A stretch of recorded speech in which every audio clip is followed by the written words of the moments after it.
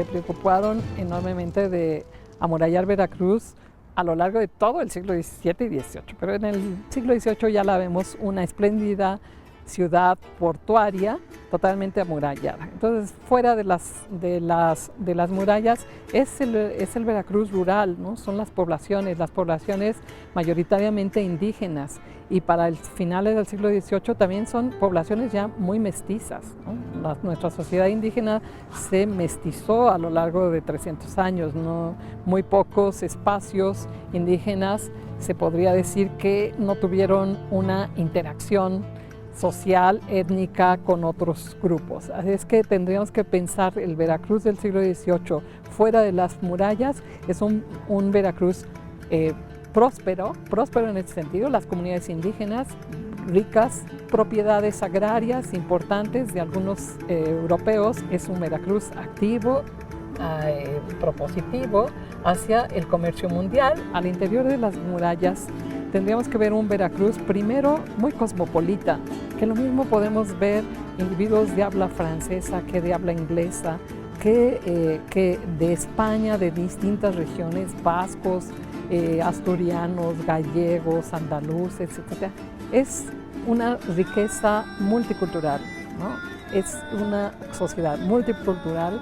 Cada uno de estos individuos que llega y se asienta ahí, que procede de otras regiones, va a incorporar a la cultura veracruzana sus prácticas, sus costumbres, sus cantos, sus danzas, sus prácticas alimenticias, su vestido. Y en ese sentido, Veracruz es un muestrario de nuestra multiculturalidad. Para que luego en la tierra encontrara su hogar, encontrara su hogar. El enclave natural de la nueva ciudad y la vocación marinera de sus habitantes convirtieron a Veracruz en el puerto por antonomasia. Puerta de entrada del comercio negrero principalmente. Llegada de ultramarinos de todas formas y figuras. Entrada de virreyes que venían a gobernar en nombre del rey de España. Pero también, por fortuna, de la Ilustración que le daría nombre al siglo de las luces. La formación de una élite económica y política temprana, tanto económica por la creación del Consulado de Veracruz a finales del siglo XVIII, que se convierte en el consulado más dinámico porque es el que guarda relación con el mercado externo desde muy pronto. Miembros del Consulado de Veracruz que tienen ligas familiares con otros parientes, primos, etcétera, socios del Caribe, obviamente en España, en la Petrópoli e inclusive en Inglaterra. Entonces, desde muy temprano hay una relación muy estrecha con el mercado externo, que es obviamente una garantía muy importante. Era Veracruz puerta de salida de los productos de la tierra americana. Cacao, tabaco, maíz, cacahuate, aguacate, zapote, chicle, enequén, riquezas de la minería también, chapopote, plata, oro. Fue Veracruz también puerta de salida al destierro de hombres preclaros como Fray Servando Teresa de Mier, Francisco Javier Alegre, Francisco Javier Clavijero. Peninsulares, criollos y mestizos enriquecidos por el tráfico portuario, emigraron a lugares menos insalubres, Jalapa, Orizaba, Puebla. Dirigían a distancia sus negocios dejados en manos de vasallos y esclavos. La clerecía siguió a los emigrantes ricos para darles el servicio religioso. En donde se radicaron, se erigieron más templos católicos, digamos, más sucursales del Vaticano. Los tribunales de la Santa Inquisición cobraban saña contra libros, aprendían pensadores con ideas liberales, detenían a capitanes y marineros de religión hebrea o protestante, sofocaban cualquier vivencia de culto nativo. En 1766-1800, el Santo Oficio llevaba al patíbulo a músicos, bailadores y cantantes jarochos bajo el cargo de practicar públicamente sus credos. A pesar del encarnizamiento de la Santa Inquisición, En 1794, Manuel López Bueno instaló la primera imprenta y se editó el primer libro.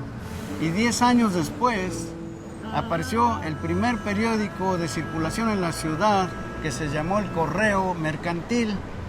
La triple influencia se notó en la música, en las artes, en fin, en todas las demostraciones culturales, pero especialmente en la música. Se heredó el son del centro, el guapango del norte, la música del sur, la sandunga, ismeña, los aires españoles, andaluces, gallegos, catalanes, y se aderezaron con la décima, un invento de Espinel, del cual los veracruzanos le concedimos carta de naturalización. Y, por ejemplo, voy a leer una décima de Guillermo Cházaro Lagos, que dice así: no quiero hablar de la sierra porque no me toca a mí, y aunque jarocho nací, admiro toda mi tierra, heroica en tiempos de guerra, de la patria centinela, del color de la canela es la piel veracruzana, y el corazón como grana, con alma blanca de vela.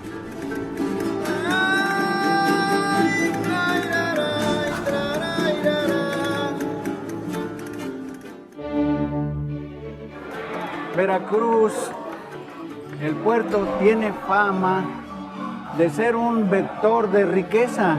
Podemos ver además que es una riqueza que se crea a partir del comercio, ¿no? Del intercambio comercial, que además, bueno, esa fue la base fundamental en la que se creó Veracruz, el puerto de Veracruz, como el sitio de intercambio de comercio entre el nuevo y el viejo mundo. Y en ese sentido, por ejemplo, una de las cosas que a mí me impresiona mucho de las relaciones imperiales que se dan hacia el siglo XVIII es cómo la gran transformación que sufre este reinato a partir de la guerra de sucesión que se desata cuando el último rey de los Austrias, Carlos II, queda sin herederos, y entonces todas las potencias europeas miran hacia la América española como ese territorio increíblemente rico, gran productor de plata, y entonces todas las monarquías europeas, o las más importantes por lo menos, el mercado que estaban esperando, exacto, ¿no? Y se empieza a disputar, bueno, ¿quién va a ganar la corona española para obtener toda esa riqueza mercantil? Al final de cuentas, Carlos II se da cuenta de que todos quieren su corona por el mercado americano y decide dejársela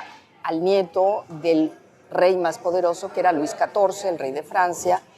Pero obviamente Inglaterra, Austria no se quedan contentos y se desata la guerra de sucesión.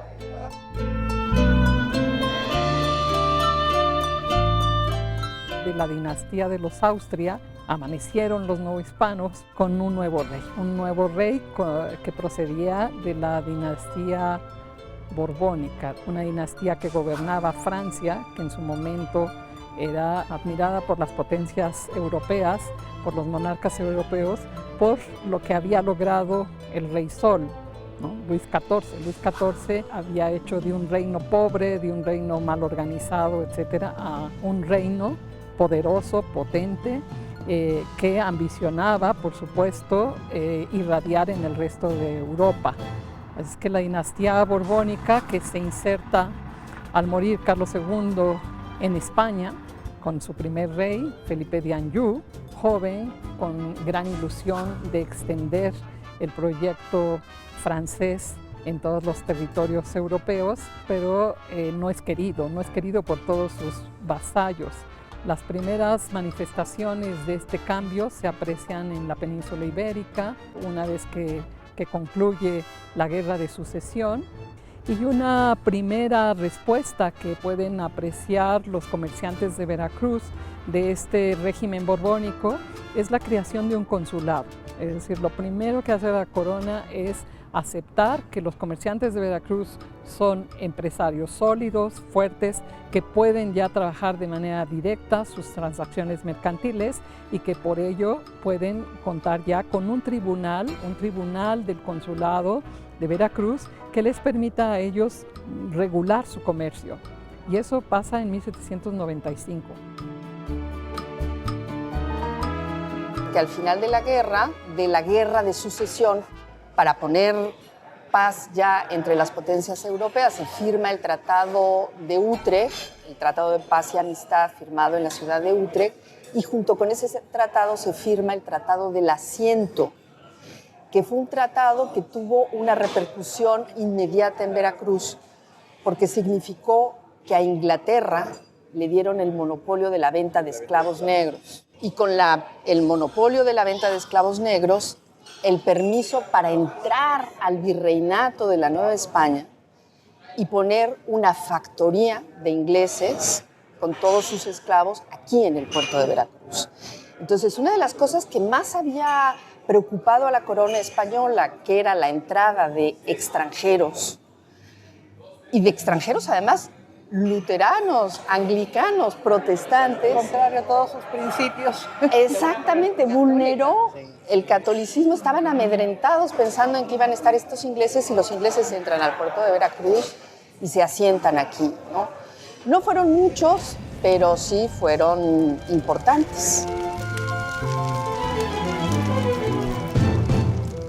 Solamente les dieron permiso para traer los negros, pero los ingleses aprovecharon para traer sus propias mercancías.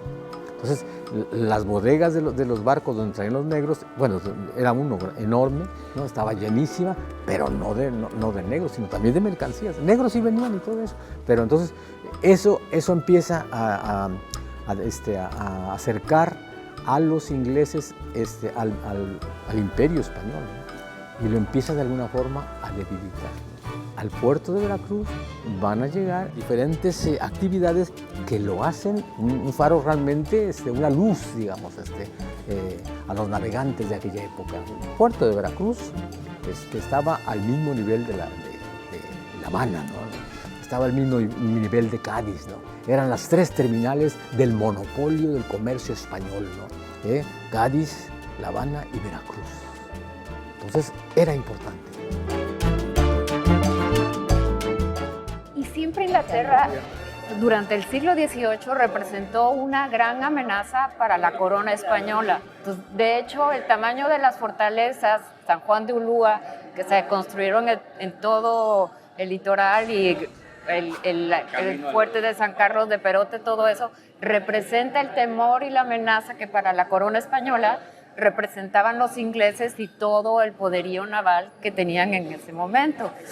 Yo creo que aquí lo interesante sería cuestionarnos y platicar todos los beneficios de este comercio, porque bueno, ya se habló de la riqueza que generaba, porque si bien es cierto, debemos recordar que la sociedad colonial se caracteriza por ser una serie de cuerpos y grupos, y que se concedían, tú en tu tesis de doctorado lo hablas, estos permisos discrecionales en la segunda mitad del siglo XVIII que favorecían solamente a ciertos grupos sociales y que eran otorgados directamente desde el rey, por ejemplo, a los comerciantes de Veracruz. Del puerto de Veracruz, pero inclusive desde la época de la primera mitad del siglo XVIII, con la entrada de los ingleses, comienzan a hacerse asociaciones realmente muy interesantes, porque los ingleses, además de traer los esclavos, tenían muy buenos barcos ya en ese momento, barcos muy rápidos, y entonces les empiezan a ofrecer a los comerciantes veracruzanos y mexicanos, los comerciantes de la Ciudad de México con los comerciantes de la Ciudad de Veracruz, la posibilidad de usar los barcos ingleses para enviar plata y mercancías mexicanas como los tintes, como la grana, como el añil, como los cueros, enviarla a Europa, tratando de evitar los barcos españoles, porque claro, si los enviaban por los barcos españoles tenían que quedar sometidos a toda la parte fiscal, burocrática, el pago de impuestos. Era la piratería en un momento dado, ¿no? Pero ya es una piratería muy institucionalizada. Así es. Ese libre comercio era así, ¿no? Comercio libre primero, y el comercio neutral en la segunda mitad del siglo XVIII, cuando están las guerras en A todo lo que su da pleno apogeo entre- y eran los neutrales en la guerra. Pero en esta primera mitad del XVIII es con una compañía comercial en la que además, curiosamente, uno de los socios de la compañía era el rey de España. La reina de Inglaterra y el rey de España, aunque a título individual, no como reyes, sino como inversionistas simplemente, ¿no? Les ofrecen un seguro por el cual, si ocurre algo en el mar, hay un naufragio, el hundimiento del barco, los ingleses están protegidos los intereses. Y un elemento adicional, les permiten o les ofrecen colocar en cualquier plaza europea el dinero.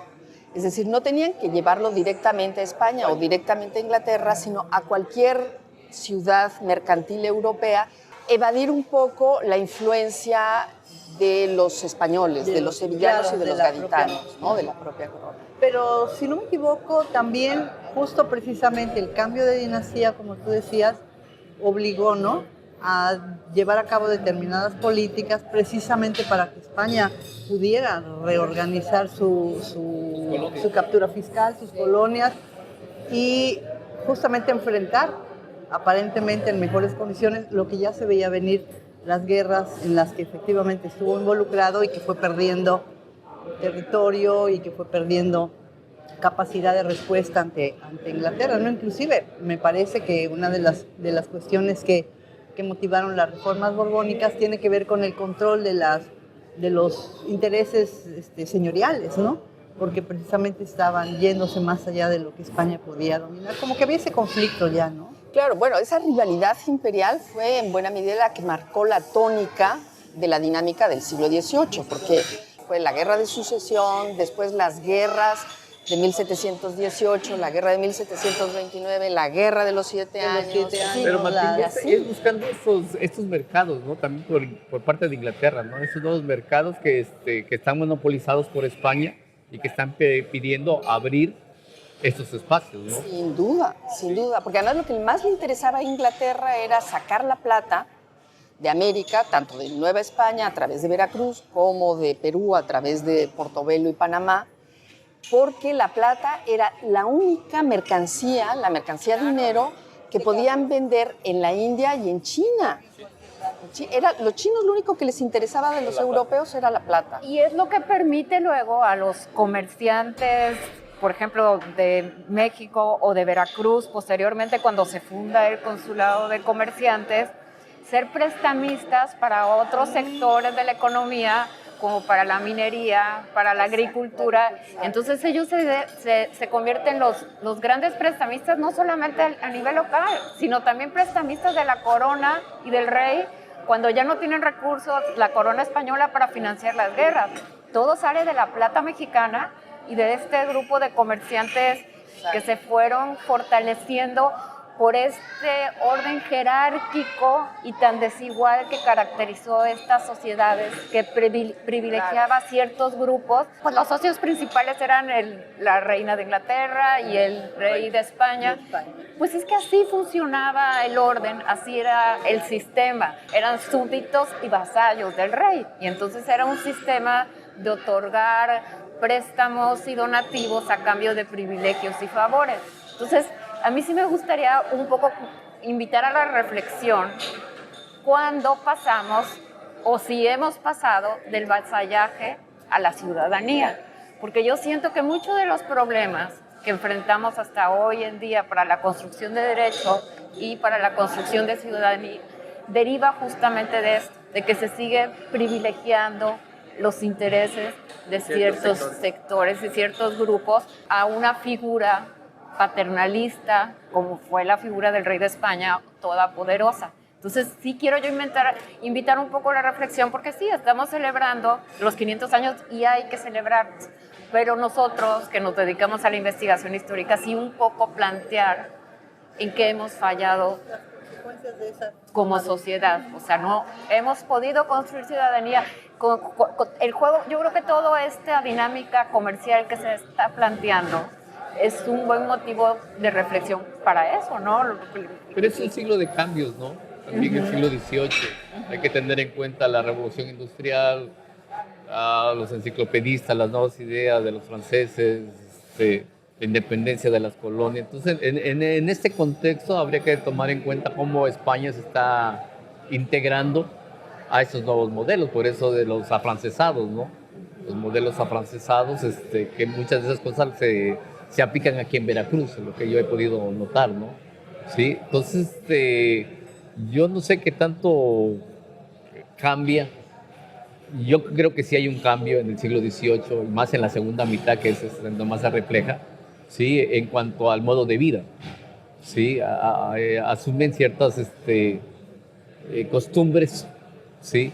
Que no son tan marcadas. Todos los viajeros que he leído dicen que no son tan marcadas la división social como en el resto del país, aquí en Veracruz. Quizás porque la actividad principal es el puerto y todo el mundo se conoce y todo el mundo se lleva, ¿no? ¿Sí? Y en eso aparece el café que ahorita estamos disfrutando, que en la segunda mitad del siglo XVIII se empezó a consumir el café. Ahí aparecen los permisos para café, para instalar el café en el 1785, ¿no? 1785. Aparece el primer permiso para instalar un café, ¿no?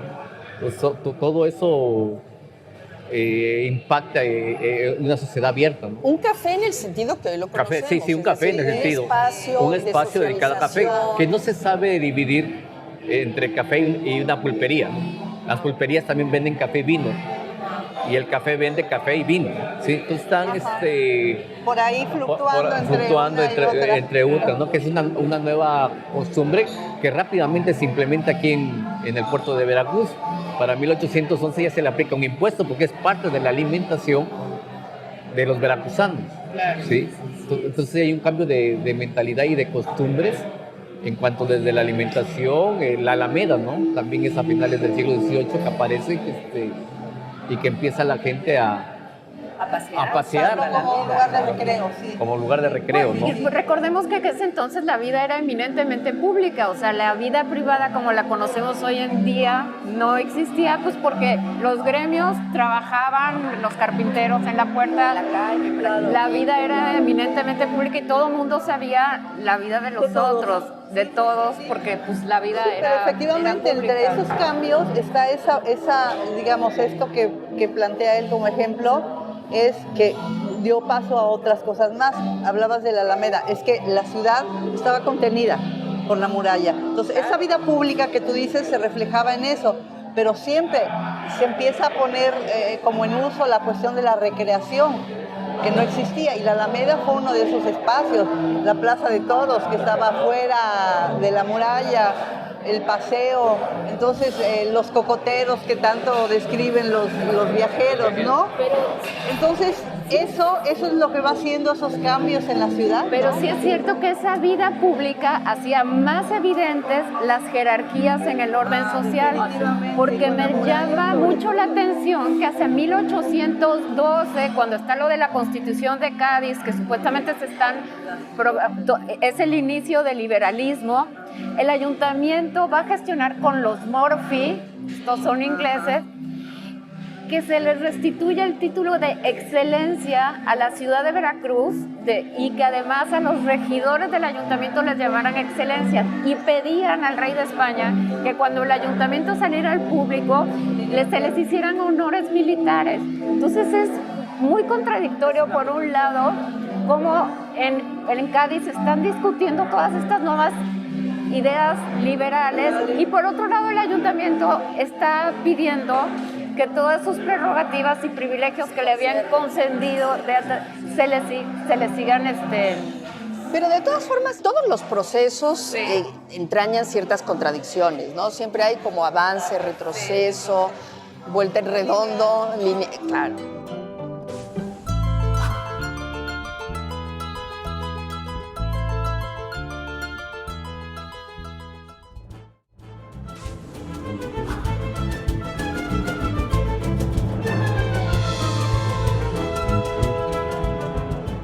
Los procesos entrañan ciertas contradicciones, ¿no? Siempre hay como avance, retroceso, vuelta en redondo, línea, claro. Pero de todas formas, cuando ocurre lo de Cádiz, es decir, cuando se promulga la Constitución de Cádiz, lo que sí fue un paso fundamental es que el ayuntamiento recuperó el hecho de que sus miembros fueran elegidos y elegidos por la ciudadanía veracruzana, que es un poco a lo que tú aludías hace un rato, ¿no? Es decir, sí hay hacia 1812 un cambio fundamental en el hecho de que el nuevo ayuntamiento, a raíz de la instauración de la Constitución de Cádiz, va a ser un ayuntamiento elegido por los ciudadanos de la ciudad de Veracruz. Pero la independencia de los Estados Unidos en 1776, de las 13 colonias, la gran diferencia de lo que pasa aquí con lo que pasa en Estados Unidos es que en Estados Unidos sí hay una lucha por los derechos civiles y acá es una lucha por derechos políticos. Es una lucha por el poder, por quiénes van a ser los que van a quedar en el... Y todo se resolvía... ahorita nosotros decimos... Corporativamente. Ahorita nosotros decimos en lo oscurito, los acuerdos pero era toda una decisión corporativa. Que decían los ciudadanos, sí, pero los que estaban... Claro, primero, bueno, la clasificación de ciudadano, no todos eran ciudadanos. Era diferente. No, ahí era diferente que en Estados Unidos en las colonias y inglesas. tanto contra la Revolución Francesa se crean los derechos del hombre, derechos civiles, y en Estados Unidos también la Constitución habla de derechos civiles. A mí, yo siento que el gran problema aquí fueron derechos políticos y es la lucha por el poder. Pero no olvidemos que en Estados Unidos pelean por los derechos civiles, pero la esclavitud permaneció. Eso fue permaneció. por el Entonces, sistema económico. Porque los tampoco hay que idealizar ese... No hay que idealizar, pero sí es cierto, si bien es cierto que sí es un país racista, Estados Unidos, terriblemente racista, pero se habla del racismo y se habla del clasismo. Y México es un país racista y clasismo y no se habla de eso. No se habla de eso.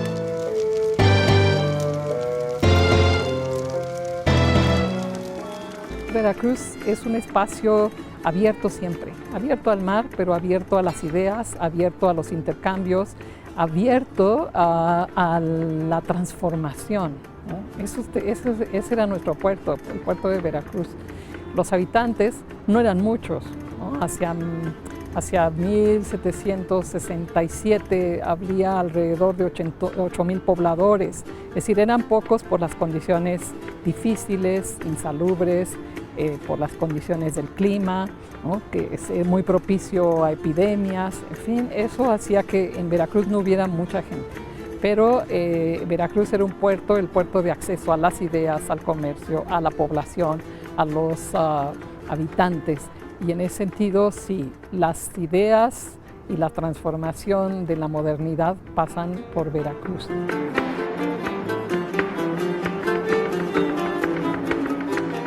En las elecciones de 1812 en la ciudad de Veracruz, cuando las primeras que se hacen para hacer el ayuntamiento constitucional, hay un sector de los votantes que vota a favor de hombres negros, hombres mulatos. Se ventiló la idea. Claro, hubo otro sector que se opuso a la votación de hombres de color. Joaquín Manió fue el diputado que defendía que las castas tenían derecho a votar. Además, aunque la Constitución de Cádiz los excluyó expresamente a los mulatos, sí dijo que todos aquellos que hubieran hecho servicios a la corona podían ser ciudadanos y podían ser votados. Y en el caso de los veracruzanos, muchos de ellos sí que habían hecho servicios a la corona porque formaban parte de las milicias. Las milicias, ¿no? Ese fue un filtro muy importante para la población. Que se desarrolla en la segunda mitad del siglo XVIII. En la segunda mitad, donde ante las amenazas de este proceso de penetración de Inglaterra, se trata de reforzar y se les dan una serie de concesiones. Con tal de que se recluten al ejército. Exacto, se unan a las brigadas. Ahora, también en esta época me estaba acordando de las terribles enfermedades, por ejemplo, 1800... Lo que decía, ¿no? Sí hacían fortuna, pero arriesgaban la vida. Todo el mundo sabe que el que llegaba a Veracruz podías hacer fortuna, pero el precio era la vida. Tenemos la fiebre amarilla, lo que decía aquí el maestro, la entrada de la viruela, los barcos no nada más traían mercancías e ideas, sino también enfermedades, la viruela, sí, la fiebre amarilla. Y se atribuía la resistencia a ese tipo de enfermedades a los grupos negros, A los esclavos. A la negros. genética, ¿no? Ya se habían dado cuenta que los que eran de Veracruz tenían más resistencia a este tipo de enfermedades que los que bajaban del altiplano o los que llegaban del viejo continente. Entonces ya era muy claro de que los de aquí ya habían hecho genética para resistir este tipo de enfermedades. Una resistencia a la... Cuando la independencia, que empiezan a llegar los regimientos de Cádiz para apoyar, llegan a Veracruz, se empiezan a enfermar y se empiezan antes de entrar a... Y la población le tenían que dar albergue, porque estaban en el estado y tenían que dar albergue a todos los regimientos que llegaban de Cádiz, y la población se quejaba, que decía, no hay dinero, no hay caudal. Los estamos recibiendo y atendiendo enfermos con sus caballos, con sus mulas, con sus familias, con sus mujeres, porque jalaban con todo. Y decía, y en el vecindario no hay dinero. Entonces el cabildo pedía apoyo al gobernador y a la Real Hacienda para sostener a toda la población. Pero ahí viene nuevamente este cambio de mentalidad, porque en la segunda mitad del siglo XVI, si vemos, el ayuntamiento quiere hacer una ciudad sana. Va a empedrar las calles, agua potable del río Jamapa, que no les resulta el acueducto. Cuando Revillagigedo, el cementerio lo sacan fuera de la ciudad. Se plantea la idea de que la gente nada más saque la basura cuando suene la campana. No en cualquier momento que lo haga, se va a tener una multa hasta que llegue la campana y llegue el carro para levantar la basura. Entonces se plantea ya tirar la muralla. Porque la acusaba. Sí, la acusaba. De la ciudad. Sí, los famosos miasmas. Sí. Entonces hay toda una idea clara de quitarle esta imagen de lugar insano para vivir. ¿Sí? Esas nuevas élites están en esa visión de crear un lugar agradable para todo el que entraba al puerto. Y además acuérdate que cuando Iturrigaray es virrey, traía conflicto con los comerciantes veracruzanos hacia fines del 18, justamente cuando ya se habían implementado todos estos cambios de salubridad que los impulsó el virrey Revillagigedo. Cuando llega Iturrigaray, quiere cerrar el puerto y pasar a Jalapa, a tierra adentro a Jalapa, y los comerciantes de Veracruz, bueno, le cuesta el puesto de virrey a Iturrigaray, que luego se unen con los consulados de la Ciudad de México y lo destituyen, que es el golpe de Estado como el que después desencadena Hay la varios independencia. intentos, se intenta cambiar la ciudad, Antón Lizardo también. Y los comerciantes dicen, sí, pero nos da 20 millones de pesos a aquel tiempo para hacer el movimiento, a ver quién lo va a pagar. ¿Sabes Entonces qué? ahí se queda. Estos comerciantes eran además muy políticos, tenían una capacidad para negociar, o sea, eran buenos para el negocio, pero también una capacidad de negociación con el rey de España, el rey de Inglaterra. Es que no era cualquier cosa lo que se movía a través de ellos. Eso es el asunto, ¿no? Que la creación del consulado pues también tuvo que ver con la capacidad económica que tenían para tratar de imponer y conseguir esos privilegios, ¿no? Eso era lo que les importaba. Y habilidad de negociación, porque muchos de los políticos de la primera mitad del siglo XIX son de estos comerciantes. Veracruzanos.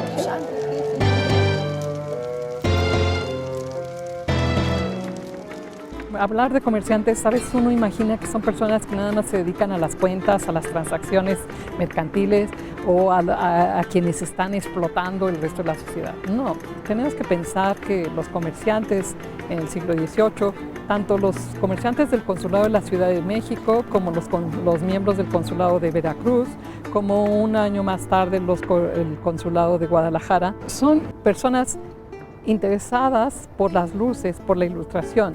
Son individuos que no solo están preocupados por las transacciones mercantiles, son individuos letrados. Pensemos que los comerciantes son los primeros que adquieren los libros, ¿no? Y que además conservan para sí los más preciados libros y conforman importantes bibliotecas.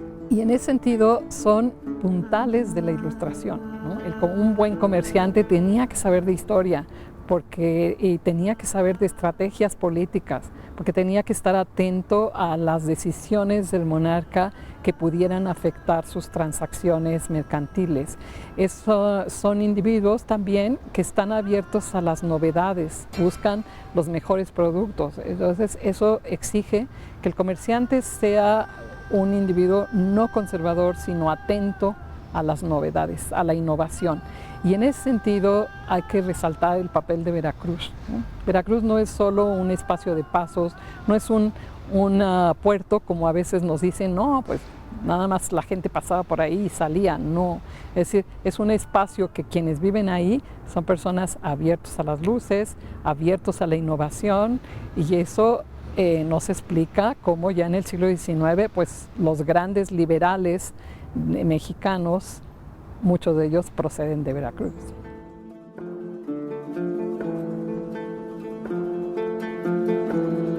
Pero es increíble que el puerto más grande de la Nueva España no tenga terreno para crecer. No tenía terreno para crecer. Todos estaba encuartelado y se plantea la expropiación. Y se quejan amargamente porque quieren generar agricultura y quieren generar industria. Claro. Y y resulta todo un problema que los dueños de estos terrenos que eran mayorazgo quisieran ceder para que la ciudad creciera. No lo ceden.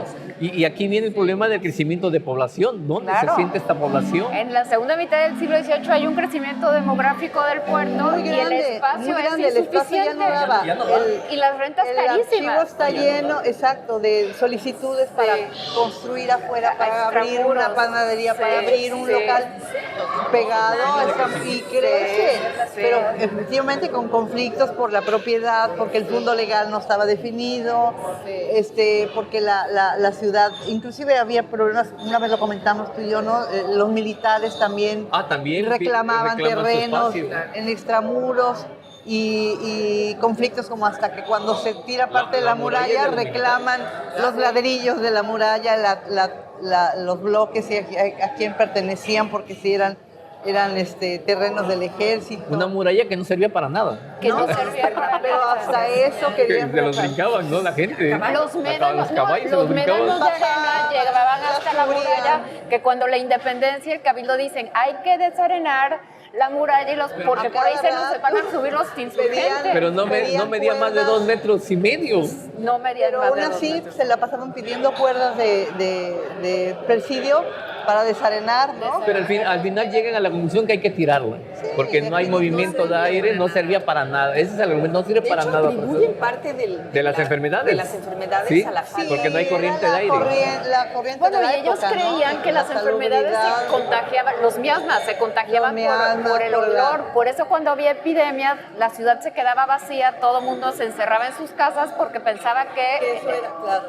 las enfermedades No, y venían sacaban por a los miasmas. toros a caminar por las calles, ¿no? A andar por las calles para que mataran a los miasmas que andaban en el aire. El mismo Alejandro de Humboldt piensa que son miasmas, pero de las lagunas.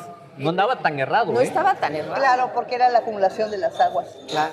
Y en realidad la verdad es que se supo el origen de la fiebre amarilla hasta el siglo XX. Siglo XIX. Sí. Y concretamente lo descubren en el 20. A diferencia de la vacuna, la vacuna es interesante porque el primer lugar donde se hace la inoculación es Veracruz. Pero de brazo a viruela, brazo, de viruela. viruela. De brazo a brazo. Antes de 1802, ya en 1797 lo hacen de brazo a brazo. Exacto. Eso ya es en el 19, que la causa de las enfermedades es por bacterias y es donde entran todas las ideas higienistas de que hay que lavarse las manos. Eso en el siglo XVIII no existía. No existe. Pero sí hay una preocupación por parte de las autoridades y del consulado, porque quienes patrocinan el acueducto del río Jamapas es el ayuntamiento y el consulado, que no sirve, porque calculan mal la caída de agua. Tú imagínate el olor que debió de haber existido en la ciudad si a los muertos de las jerarquías altas los enterraban en las iglesias, en las capillas, en las iglesias, en todos lados. El matadero, o sea, la muralla, el olor que se ha de haber desprendido en la ciudad. Lo que pasa es que él también, la evolución de la sensibilidad por el olor también ha cambiado en aquel entonces de imaginario cultural. Debían oler muy mal y en todas las ciudades, porque... Y también tenía otra faceta, las epidemias que podían servir para detener al enemigo.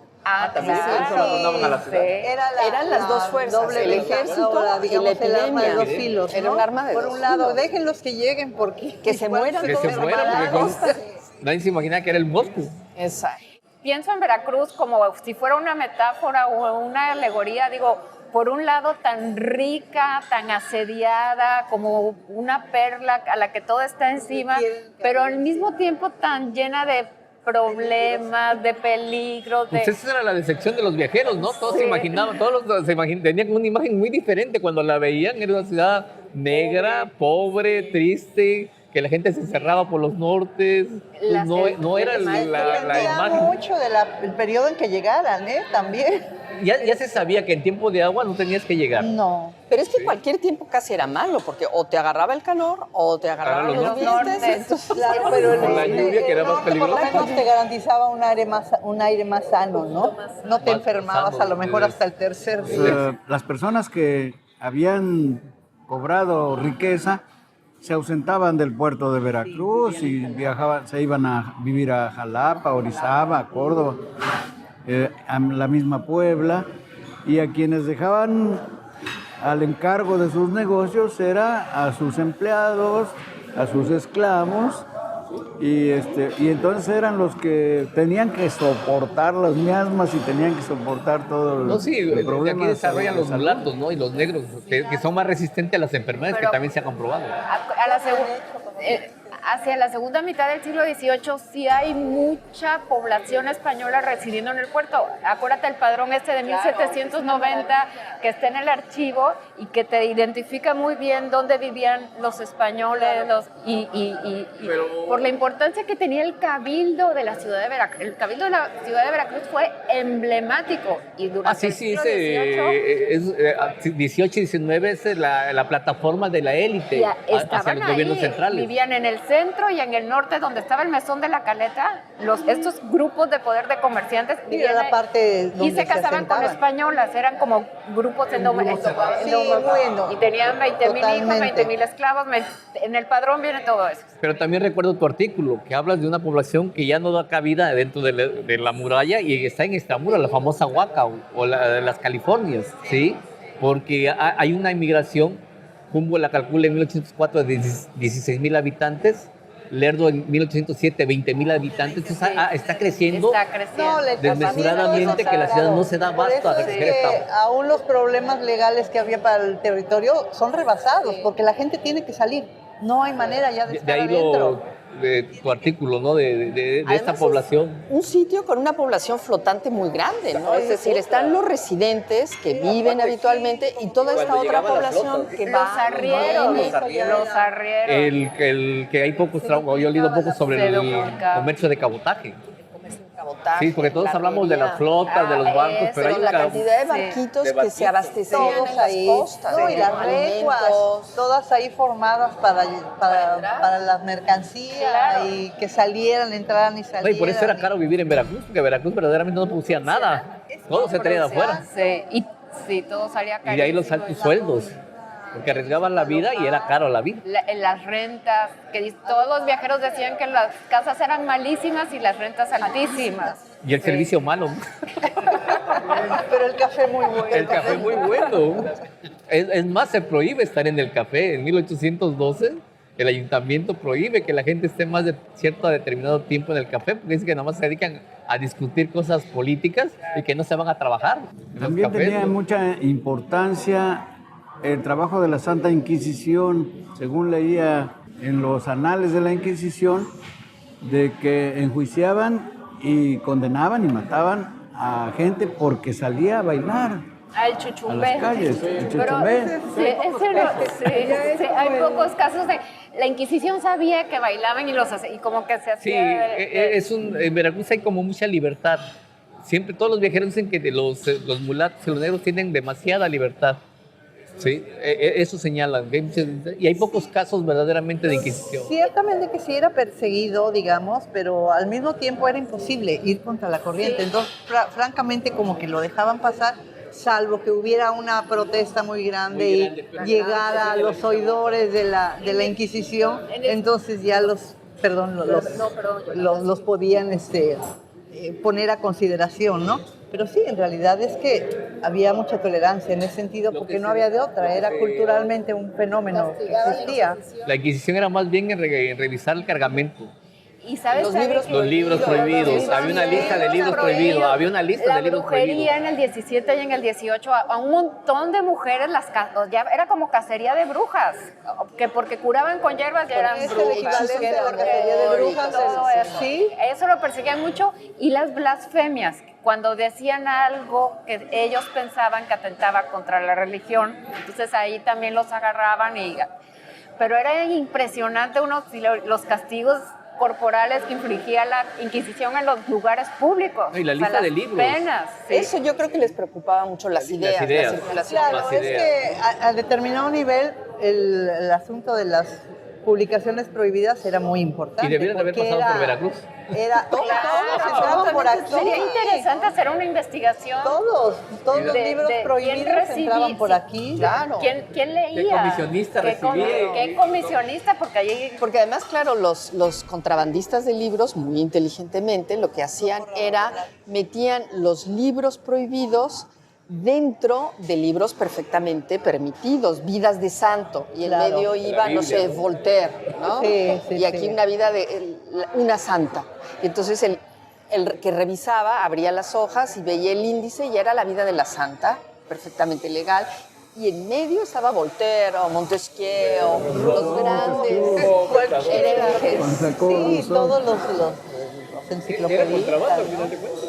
No, era contrabando, por eso era el comisario de la Inquisición, estaba de planta en los Claro, barcos, y ahorita ¿no? que mencionas a los enciclopedistas franceses, justamente después de la Revolución Francesa o durante, todo lo que sonara francés representaba ateísmo, deslealtad a la monarquía, y luego les cae Napoleón en 1808. Sí. Bueno, ya, que No, bueno, eso fue tú ves el que acabose. no había habido precedentes de que destituyeran a un rey y lo De esa pusieran manera, cautivo. ¿no? O sea, en la historia de las monarquías europeas no había... Bueno, y eran franceses. ¿se acuerdan del motín de la Valiant? Que es una embarcación francesa que llega a las costas veracruzanas. Claro, con el comandante de la apostadero. Y simplemente Sí. porque tenía un nombre francés, Sí. deciden que son afrancesados y van a Y que atacarla. venía ahí un representante... De la corona francesa.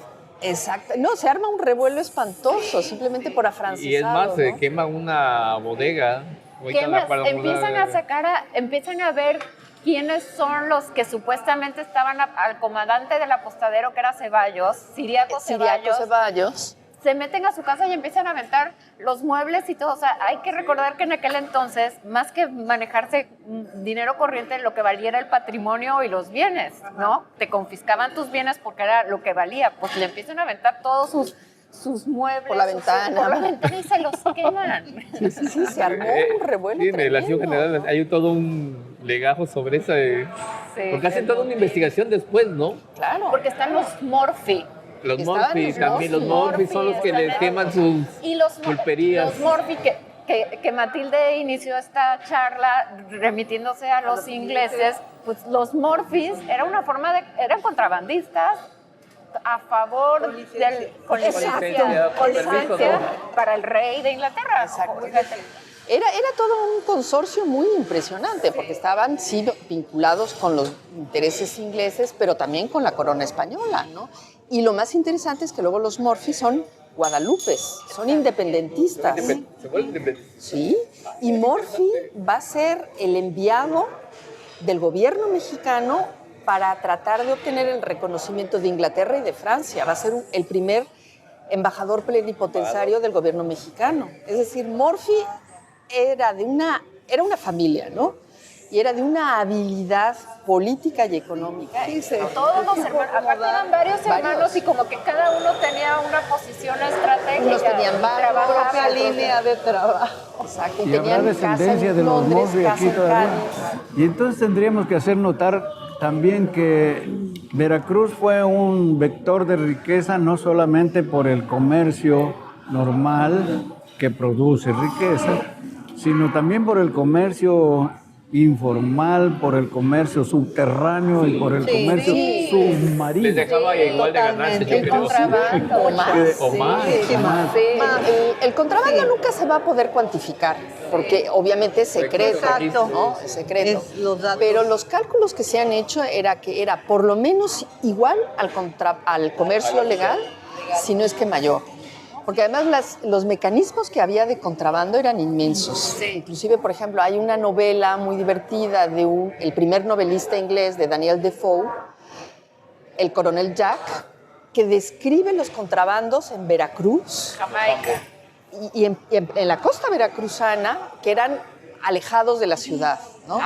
Pero luego había contrabando en las propias flotas españolas, subregistraban las mercancías, es decir, los comerciantes decían muy serio, llevo 100 tercios, y el aduanero anotaba 100 tercios y llevaban 150, es decir. Claro, y además los oficiales de las cajas reales que tenían todo el control y llevaban los libros, tenían todo el poder y la flexibilidad para documentar una cosa en las cajas reales y que pasaran otras. Y había muchas bodegas en la aduana y también el contrabando lo hacían desde el baluarte, creo que era de la Concepción. Y ahí también tenían sus contactos para Pero Matías, tú estamos hablando de los comerciantes que se están integrando al libre comercio. Bueno, hemos hablado de todos, desde antes hasta... Dicen que ya nos callemos. Ah, ¿ya? Pues me lo han dicho. Pues yo no oí corte. Sigamos. No dijeron corte. Quiero decirles que he aprendido muchísimo hoy. Les agradezco cada comentario, cada aportación muy importante. Yo me felicito y los felicito a ustedes también. No, muchas gracias por la invitación. Muchas gracias.